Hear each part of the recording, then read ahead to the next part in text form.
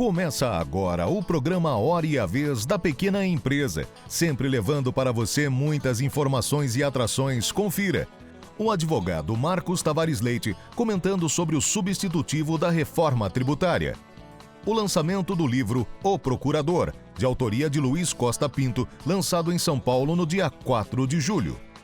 A posse do novo presidente da Fundacentro, Fundação Jorge Duprá Figueiredo de Segurança e Medicina do Trabalho, José Clóvis da Silva, ocorrida dia 5 de julho em São Paulo.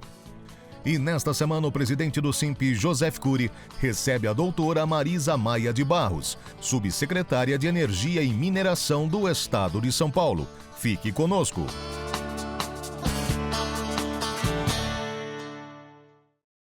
O Simp completa 35 anos. O presente é para você.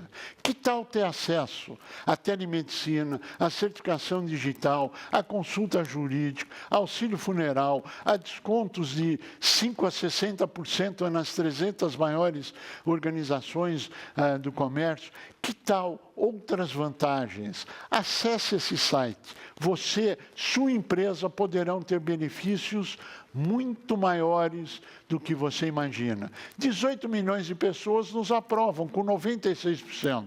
Falta você. Vem com a gente. Nós contamos com você. Conte conosco. Você consegue quebrar um graveto isoladamente, mas terá dificuldade se forem 3 ou 4. Terá que fazer ainda mais força para parti-los se forem 10, 12, mas não conseguirá quebrá-los se eles formarem um feixe. O Simp cresceu e existe porque você existe. Juntos somos mais fortes. Simp, 35 anos ao seu lado. Comemorações com novidades. Acesse www.simp.org.br.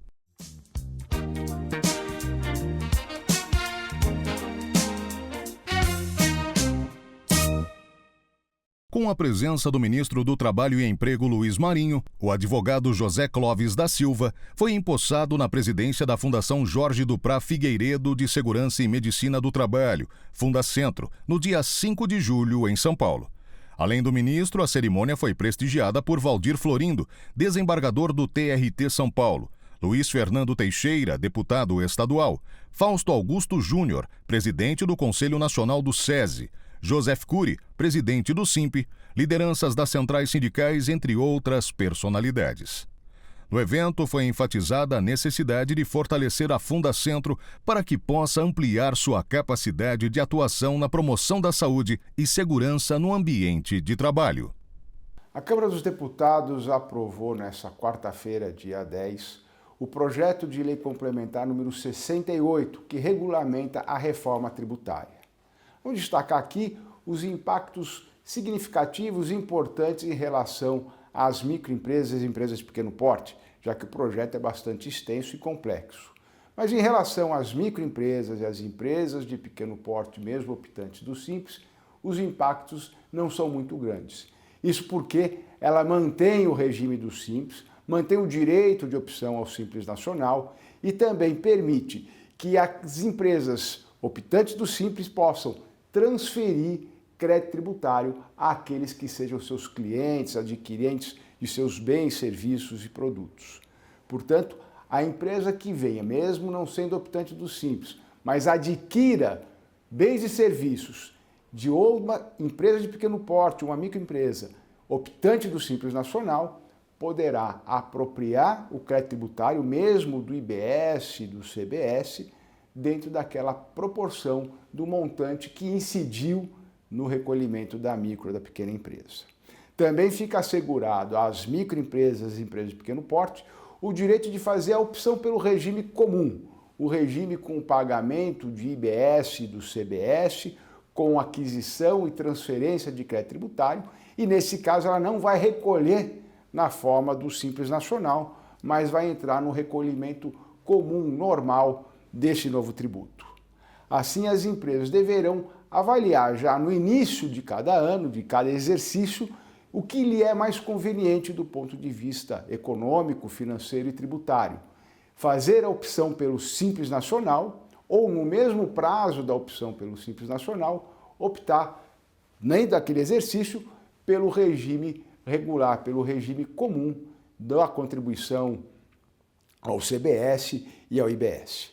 Portanto, na prática, pouco atinge a questão tributária para as microempresas e empresas de pequeno porte, simplesmente dá mais opções para que ela possa trabalhar. Uma crítica que vai aqui é que no projeto de lei há uma previsão da possibilidade de desoneração nas operações de aquisição de bens de capital pelas empresas em geral. E ali é colocado um parágrafo que exclui as empresas optantes do Simples Nacional da possibilidade de utilizar essa desoneração no caso de aquisição de bens de capital, justamente para investir na sua atividade produtiva. Não há por que fazer essa distinção. Podem também as empresas inovar, ser estimuladas no sentido de melhorar o seu sistema fabril e assim melhorar a sua produção, serem mais competitivas. É importante sempre que se mantenha o estímulo à inovação das microempresas e empresas de pequeno porte, se estimule a exportação para as microempresas e empresas de pequeno porte, e assim elas manterem a sua atividade regular. Quem sabe até deixar de ser uma empresa de pequeno porte e se tornar uma empresa de médio porte. Nós vamos continuar acompanhando, porque agora esse projeto de lei vai ao Senado Federal. É importante a manutenção do regime do Simples Nacional e o incentivo à atividade das microempresas e empresas de pequeno porte, essas maiores geradoras de emprego e renda. O SIMP vai acompanhar a cada passo, junto de cada congressista, para que seja assim assegurada a atividade, o estímulo às microempresas, às empresas de pequeno porte.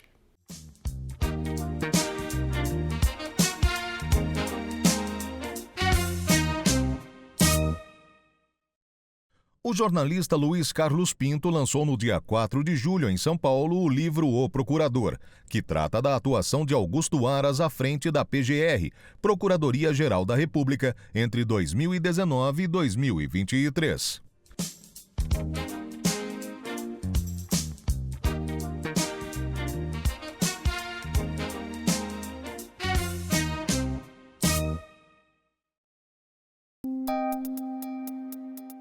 Entrevista da semana.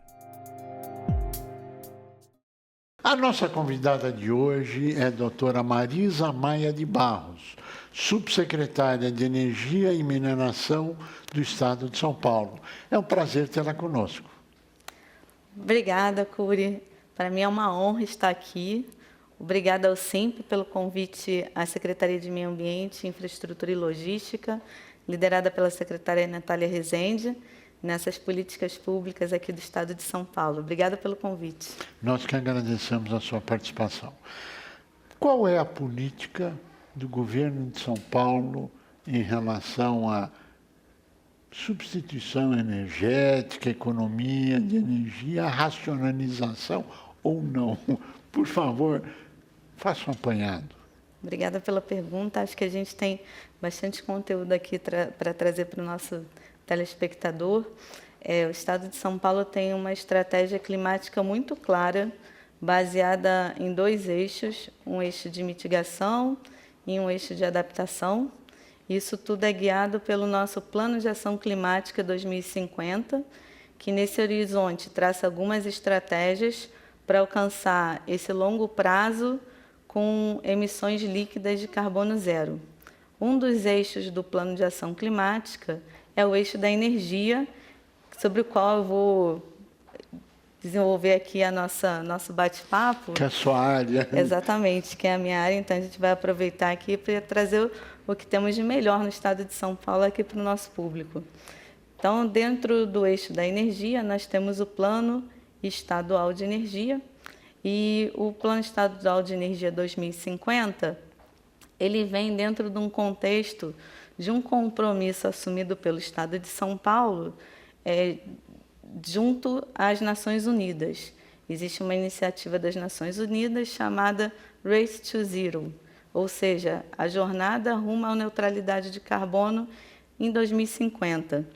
E o Estado de São Paulo aderiu a essa iniciativa junto à ONU por meio de um decreto, e com esse decreto veio esse compromisso de elaborar o Plano Estadual de Energia.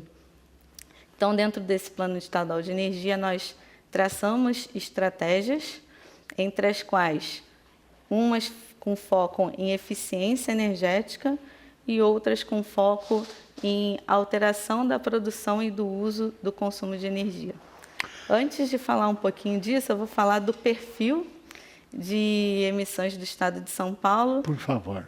E como São Paulo está posicionado hoje em relação à renovabilidade da sua matriz. Por favor. Bom, então, se permite aqui para trazer para os nossos telespectadores, pois quase ninguém sabe, mas São Paulo já tem uma grande participação de energias renováveis na sua matriz. Sim. Então, em termos de oferta primária de energia, São Paulo tem cerca de 60% de energias renováveis. Quando a gente compara isso com o Brasil tem 48%.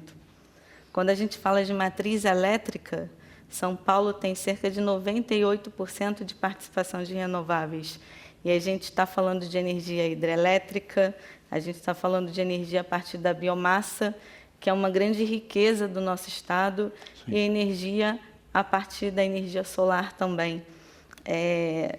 Então, isso coloca o estado numa condição muito superior e de renovabilidade, podendo transformar essa vantagem comparativa em vantagem competitiva, né? Atraindo esses investimentos de infraestrutura em busca de uma matriz renovável, né? Para fazer os seus produtos descarbonizados.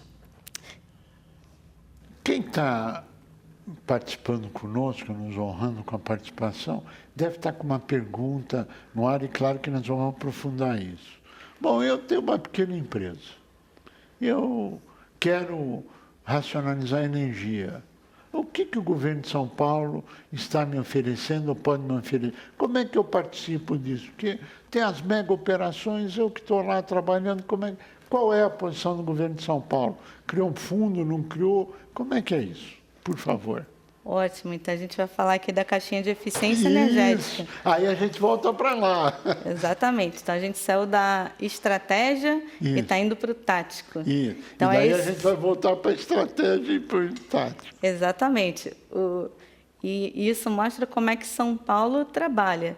Trabalha na estratégia e no tático para entregar coisas concretas para a nossa população. Isso. Então, em termos de eficiência energética, eu tenho hoje um fundo de aval de eficiência energética, que foi criado por meio de lei, foi aprovado pela nossa Assembleia Legislativa, a quem agradeço desde já toda a parceria que vem tendo com o Estado de São Paulo, buscando cada vez melhores serviços, melhor qualidade de vida para a nossa população. Então, essa lei foi aprovada, o governador regulamentou por meio de um decreto, e agora a gente operacionalizou esse fundo. O que esse fundo é? É um fundo garantidor.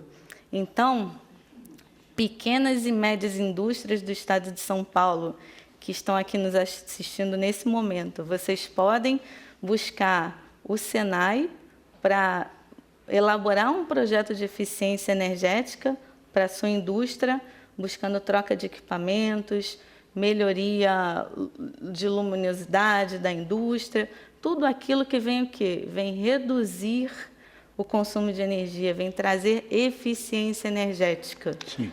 Então, esse projeto vai ser desenvolvido pelo Senai e esse projeto vai poder ser levado a um banco para buscar o financiamento, que pode ser a própria Desenvolve São Paulo, que é o nosso banco de fomento do nosso estado de São Paulo, que vai apresentar ali uma forma de financiamento, e esse fundo do estado de São Paulo vai ser a garantia deste financiamento.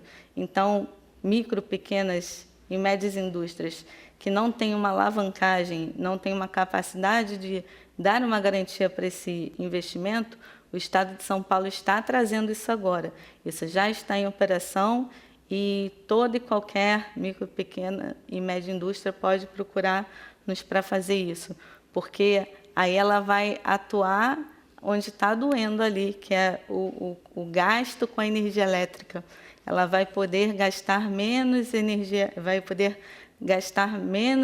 elétrica e, portanto, vai poder economizar tornar o seu processo mais eficiente, mais produtivo, porque ela vai fazer mais com menos. É o ganha, ganha, ganha. Ganha o país, ganha o empresário, ganha a energia elétrica, ganha o consumidor, traz competitividade, o que é maravilhoso. Agora, nós não podemos deixar passar isso em branco. Existe um movimento praticamente mundial quando se fala em energia solar. Nas placas fabricadas, via de regra, na China, e que vem com discurso de racionalização energética, mas não fala da poluição gerada com tudo isso. Dá para falar um pouquinho a respeito disso? Sim, sempre dá para falar nisso. E eu acho que essas reflexões fazem com que a gente consiga pensar em novas formas, né, de produção e do uso da energia. Então, o estado de São Paulo hoje, por exemplo, tem energia solar na sua matriz elétrica. Isso é bom, a gente vai continuar apoiando, claro, mas a gente também vai continuar apoiando cada vez mais o aprimoramento dessas políticas. Então, veja bem, por que não, né, São Paulo e o país buscarem formas de atrair esta cadeia de valor da produção de placas solares no país, para o país, para o estado de São Paulo. Como eu disse lá no início da nossa conversa, a matriz elétrica brasileira tem 85% em média de renovabilidade, sim, de participação de renováveis. Sim. A matriz elétrica paulista tem quase 100% de participação de renováveis. Por que não mostrar para o mundo que produzir painéis fotovoltaicos numa matriz elétrica limpa é melhor do que continuar comprando painéis fotovoltaicos a partir de uma matriz elétrica baseada em carvão? Então, isso é transformar uma vantagem que temos comparativa em vantagem competitiva, trazer essa indústria para cá, gerar emprego, gerar renda. Isso é possível. São Paulo preservar o meio ambiente. Né? Exatamente, preservar o meio ambiente, porque São Paulo tem uma economia forte, tem pessoas capacitadas, tem empresas que têm interesse de desenvolver essa cadeia aqui de valor, e a gente respeita 3 pilares: o pilar do social, o pilar do ambiental, sim, e o pilar do econômico. Sim, é só colocar na conta exatamente o quão limpo seria um painel solar produzido no Brasil, utilizado para gerar energia solar no Brasil e exportado para o mundo.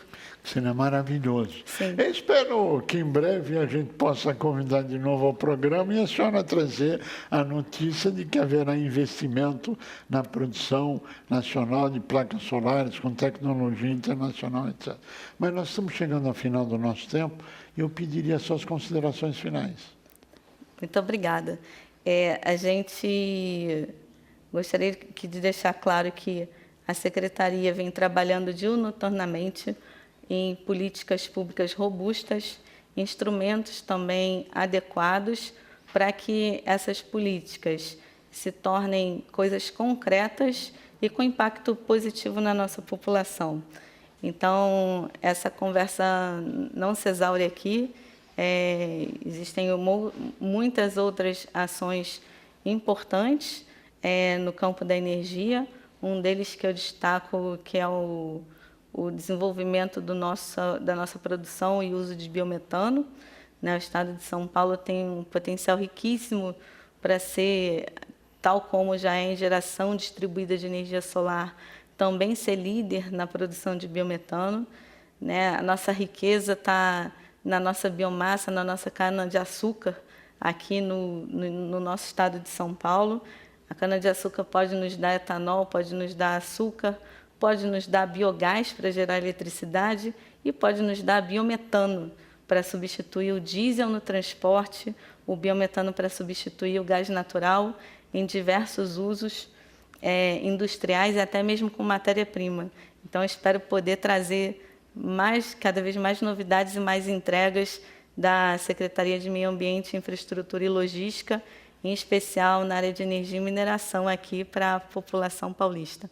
Temos certeza que sim, e não faltará oportunidade de termos o prazer de tê-la de novo conosco, trazendo todas essas novidades. A você que esteve conosco, nosso mais profundo agradecimento, com a certeza que estaremos juntos na semana que vem. Até lá!